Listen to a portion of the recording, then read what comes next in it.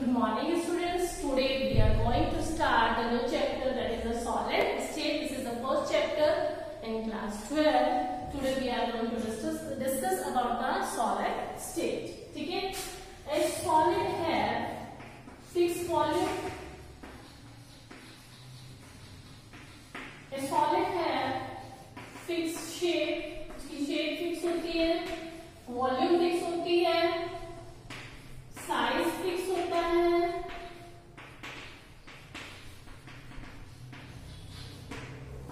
Solid is more compressible,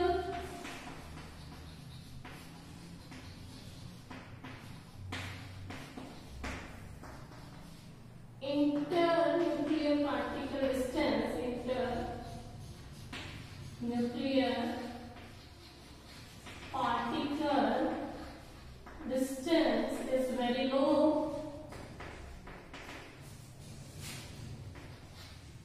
particle distance low होता है, ठीक है. Internuclear force of attraction is very high. Attraction high होता है, ठीक है. These are some properties of solids जिनमें ये प्रॉपर्टीज मिलती है, fix shape, fix volume, fix size, वो इनकम्प्रेसिबल होते हैं, और पार्टिकल का जो डिस्टेंस होता है, दो पार्टिकल्स के बीच में जो डिस्टेंस होगा वो या तो नहीं होगा या बहुत ही कम होगा, नेग्लिजिबल होगा. And internuclear force of attraction, यानी कि जो पार्टिकल्स होते हैं उनमें फोर्स ऑफ अट्रैक्शन होता है वो बहुत ज्यादा हाई होता है, क्योंकि पार्टिकल बहुत पास पास होते हैं. तो these are some properties of solids. यानी कि solids are of two types, crystalline solids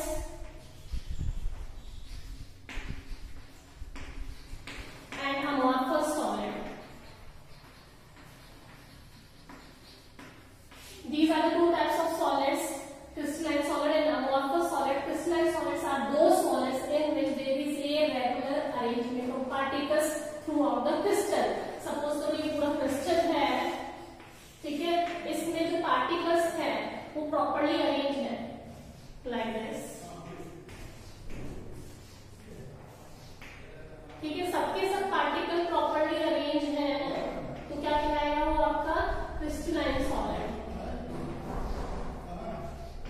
ठीक है, इस तरीके से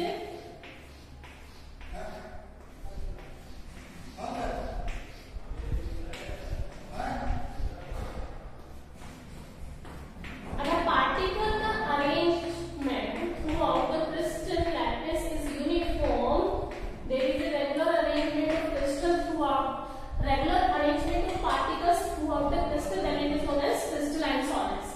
अगर कहीं जैसे यहाँ पे अरेंजमेंट है लेकिन यहाँ अरेंजमेंट नहीं है, कुछ भी हो गया है, ठीक है, फिर यहाँ थोड़ा सा गड़बड़ा गया है, कुछ भी हो गया है अरेंजमेंट, ठीक है, तो कहीं अरेंजमेंट है और कहीं नहीं है, ऐसे जो सॉलिड्स होते हैं उन्हें क्या कहा जाता है, अमोर्फस सॉलिड. यानी कि दो solids in which there is no regular arrangement of particle throughout the crystal. ठीक है, अगर रेगुलर अरेंजमेंट है throughout the crystal, that is known as crystalline solid.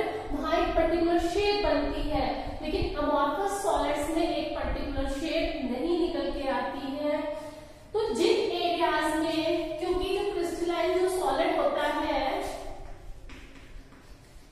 जो क्रिस्टलाइन सॉलिड होता है उसमें through out the crystal arrangement होता है, इसलिए से क्या बोला जाता है, लॉन्ग रेंज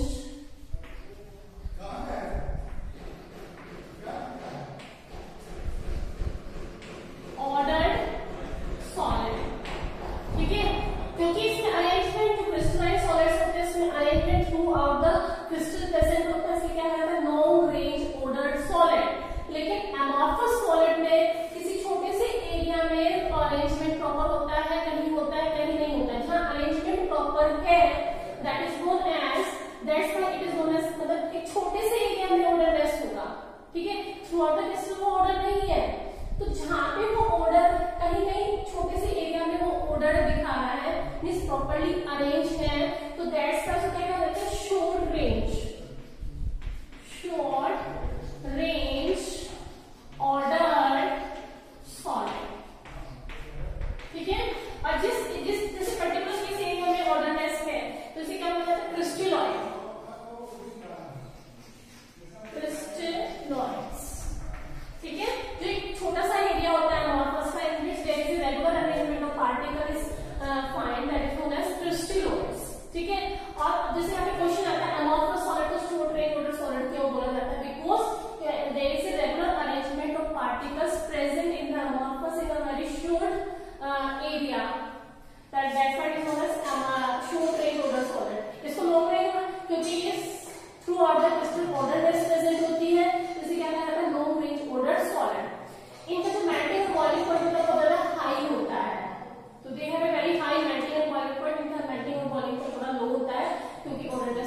नहीं होती है।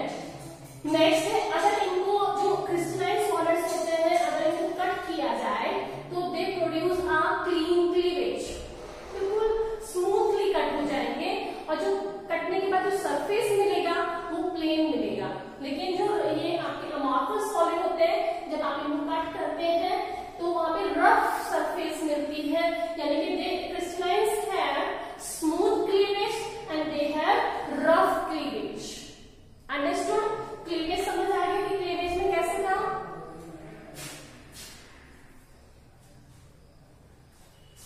Next is heat of fusion. Solid है, फ्यूजन मतलब क्या होता है? सॉलिड से लिक्विड में कन्वर्ट होना। तो क्योंकि यहाँ पे ओडरनेस है, ठीक है, ये क्रिस्टलाइन में एक परफेक्ट ओडरनेस होती है थ्रू आउट द क्रिस्टल, इसलिए उनकी हीट ऑफ फ्यूजन हाई होती है, बट इनकी जो हीट ऑफ फ्यूजन होती है वो लो होती है, ठीक है।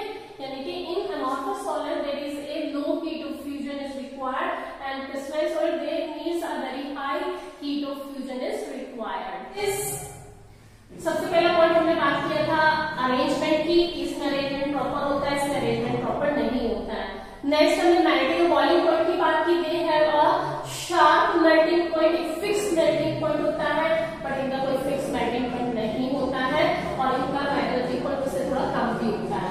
नेक्स्ट हमने बात की थी लो रेंज ओडर और शॉर्ट रेंज ओडर, यानी कि जो ओडरनेस है अमॉर्फस में वो कहीं कहीं प्रेजेंट होती है और जो प्रेजेंट होती है उसे क्या बोला जाता है? क्रिस्टलोइड। लेकिन क्रिस्टलाइन सॉलिड्स में जो अरेंजमेंट है वो थ्रू आउट द सॉलिड्स मिलेगा, ठीक है। नेक्स्ट हम बात कर रहे हैं किसकी? कि आइसोट्रॉपी और anisotropy. This is a very important concept, isotropy, और एक होता है एनाइसोट्रॉपी, एनाइसोट्रॉपी, ठीक है। सपोज करो हमारे पास एक क्रिस्टलाइन सॉलिड है और क्रिस्टलाइन सॉलिड में थ्रू आउट द क्रिस्टल एक particular definite arrangement of particles हैं। सपोज करो मैंने ये क्रिस्टल लिया, ये एक क्रिस्टलाइन है, इसमें एक प्रॉपर अरेंजमेंट ऑफ पार्टिकल्स है, ठीक है। सपोज करो मैं इसका इलेक्ट्रिकल, अब आइसोट्रॉपी का मतलब होता है कुछ प्रॉपर्टीज जो सॉलिड्स शो करेंगे अगर हम किसी भी डायरेक्शन से देखें वो सेम आए। अगर मैं यहाँ से मेजर कर रही हूँ तो वो सेम आना चाहिए, यहाँ से मेजर कर रही हूँ तो सेम आना चाहिए, यहाँ से मेजर कर रही हूँ तो सेम आना चाहिए, ठीक है, बट ऐसा होता नहीं है। तो अगर जो isotropy shown by the amorphous solids, यानी कि आइसोट्रॉपी है यानी कुछ प्रॉपर्टीज जैसे इलेक्ट्रिकल प्रॉपर्टी, मैग्नेटिक प्रॉपर्टी और you can say refractive index, when we measure through different directions that it will show, यानी amorphous solids will show same in all direction, but जो crystalline solids होते हैं वो anisotropy show करते हैं, यानी कि सपोज करो यहाँ से डिफरेंट वैल्यू शो करेंगे, यहाँ से डिफरेंट वैल्यू शो कर रहे हैं, यहाँ से मेजर करने पे डिफरेंट वैल्यू शो कर रहे हैं, इस एंगल से डिफरेंट वैल्यू शो कर रहे हैं। इस तरीके से जो crystalline solid show anisotropy and amorphous solid shows isotropy, ठीक है। This is all about the crystalline and amorphous solid. मैं एक बार फिर से डिफरेंस करके दिखा देती हूँ आपको एक शॉर्ट फॉर्म में। Okay students, this is the difference between crystalline solid and amorphous solid. They have a regular arrangement of particle throughout the crystal. लेकिन यह अरेंजमेंट कहीं होता है कहीं नहीं होता है, through out the crystal present नहीं होता है, और जिस एरिया में होता है उसे क्या बोला जाता है? क्रिस्टलॉइड्स। यानी कि through out the crystal proper arrangement यहाँ प्रेजेंट नहीं होता है, through out the solid proper arrangement नहीं होता है। Next, they have a sharp, एक फिक्स मेल्टिंग पॉइंट यहाँ पर होता है, लेकिन यहाँ पे कोई ऐसा फिक्स मेल्टिंग पॉइंट नहीं होता है, एकदम से मेल्टिंग पॉइंट आ जाएगा यहाँ पे, शार्प मेल्टिंग पॉइंट। लेकिन वहाँ पे ऐसा नहीं होगा कि एकदम से मेल्ट हो रहा है, मतलब जैसे मेल्टिंग पॉइंट है एकदम से सारा सॉलिड लिक्विड में मेल्ट, यहाँ पे नहीं होता, वहाँ धीरे धीरे धीरे धीरे मेल्ट हो जाता है। नेक्स्ट है हीट ऑफ फ्यूजन, डेफिनेट कि जो सॉलिड से लिक्विड में बदलने के लिए हीट दी जाती है, हीट ऑफ फ्यूजन यहाँ पे फिक्स होती है, यहाँ पर फिक्स हीट ऑफ फ्यूजन नहीं होती है। और क्योंकि यहाँ पे जो क्रिस्टलाइन सॉलिड्स है वो एग्जैक्ट सारी प्रॉपर्टीज को फॉलो करते हैं, इसलिए they are known as true solids. ये सारी प्रॉपर्टीज को फॉलो नहीं करते, लेकिन सॉलिड जैसे दिखते हैं, that's why they are known as pseudo solids. Next है जो क्रिस्टलाइन सॉलिड्स है उन्हें लॉन्ग रेंज ऑर्डर सॉलिड कहा जाता है, क्योंकि जो अरेंजमेंट है, प्रॉपर अरेंजमेंट ऑफ पार्टिकल्स है वो through out the solid present होता है, इसलिए बोलते हैं long range order solid, but यहाँ पे कहीं होता है कहीं नहीं होता है, यानी कि odorless is present in a short area, that's why it is known as short range odored solids. Next, crystalline solids show anisotropy, यानी कि अगर हम डिफरेंट डायरेक्शन से देखते हैं तो वो डिफरेंट प्रॉपर्टी शो करते हैं, this is known as anisotropy. अगर हम सब डायरेक्शन से देखें एक जैसी प्रॉपर्टी निकल के आए, then it is known as isotropy, and isotropy is shown by amorphous solids. This is the difference between amorphous and crystalline solids. Now we are going to discuss about the crystalline solids in detail. Now this is the classification of crystalline solid. पहले हमने पढ़ा solids are of two type, amorphous solid and crystalline solids. Now अब पढ़ेंगे crystalline solids के types क्या क्या हो सकते हैं. crystalline में भी molecular solid हो सकता है, एक में भी ionic solid हो सकता है, एक में भी metallic solid हो सकता है, और एक में भी covalent और network solid. network, ठीक है. Now सबसे पहले आप देखते हैं कि जो ये solids हैं जिनके नाम हमने लिखे हैं वो किससे बना है.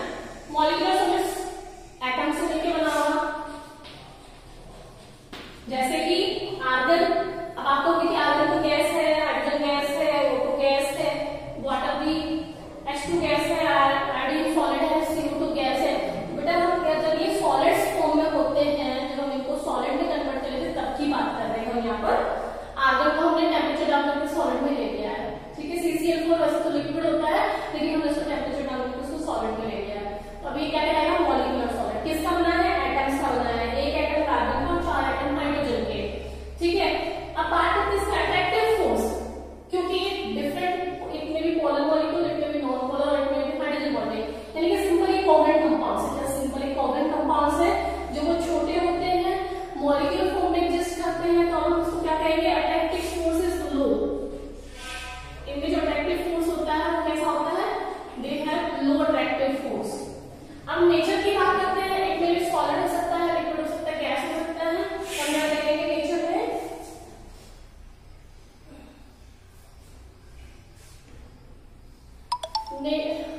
एक में भी नेचर में हम बात करते हैं, एक में भी हम बात करेंगे कि ये हार्ड है, सॉफ्ट है, कैसा नेचर है इसका.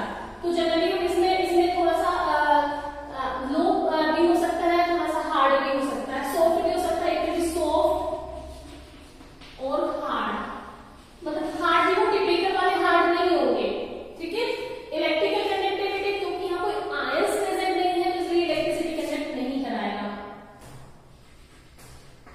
ठीक है. इलेक्ट्रिसिटी कंडक्ट नहीं कराएगा. मेल्टिंग पॉइंट जो है, क्योंकि ये सिंपल कोवेलेंट कंपाउंड्स है, इनका मेल्टिंग पॉइंट जो होता है वो लो होता है, वेरी लो, वेरी लो. अब आयन सॉलिड्स की बात करते हैं. किसके बने हैं, आयंस के. किसके बने हैं, आयंस के. एंड क्योंकि आयंस के बने हैं तो इसलिए हाई अट्रैक्टिव फोर्स होगा इनका, ठीक है. अब क्योंकि आयंस के बने, they have a very high attraction between negative and positive ions, इसलिए कैसे होंगे, ऑलवेज सॉलिड्स होंगे, ठीक है. और हार्ड होंगे, वेरी हार्ड, ठीक है.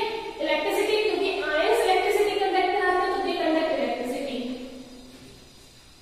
दे आर कंडक्टर्स, ठीक है. और क्योंकि इनका जो इनमें आयंस प्रेजेंट है इसलिए इनका मेल्टिंग पॉइंट और बॉइलिंग पॉइंट कैसा होगा, हाई, वेरी हाई, ठीक है. इसमें एग्जांपल जैसे MnCl, मैग्नीशियम ऑक्साइड, कोई भी आयनिक कंपाउंड्स हम ले लेंगे. नेक्स्ट है मेटालिक सॉलिड, जो मेटल्स के बने होते हैं, क्योंकि मेटल्स आपने पढ़ा कि सॉलिड्स होते हैं, जैसे जिंक मेटल है, सॉलिड है, आयरन मेटल है, सॉलिड है, कैल्शियम, मैग्नीशियम, एल्यूमिनियम, कॉपर, ये सब के सब मेटल्स हैं, सॉलिड्स हैं. तो यहाँ पे क्या करेंगे, जो मेटालिक सॉलिड्स हैं वो किसके बने होते हैं, मेटल्स के बने होते हैं, ठीक है. नेक्स्ट, अब क्योंकि ये सॉलिड्स हैं, आपने देखा होगा इनका बहुत ज्यादा हाई मेल्टिंग पॉइंट और बॉइलिंग पॉइंट, इसमें अट्रैक्टिव फोर्स हाई होता है, वेरी हाई, ठीक. अब बात करते हैं कि वो हार्ड होते हैं, very hard. Next electricity, metal electricity conduct कराते हैं, यस, कंडक्टर्स के लिए, ठीक है. इनका melting point, boiling point very high होता है. मेटल्स का सबका मेल्टिंग और बॉइलिंग पॉइंट हाई है, एक दो को छोड़ के, जैसे सीजियम और गैलियम को छोड़ के. एग्जाम्पल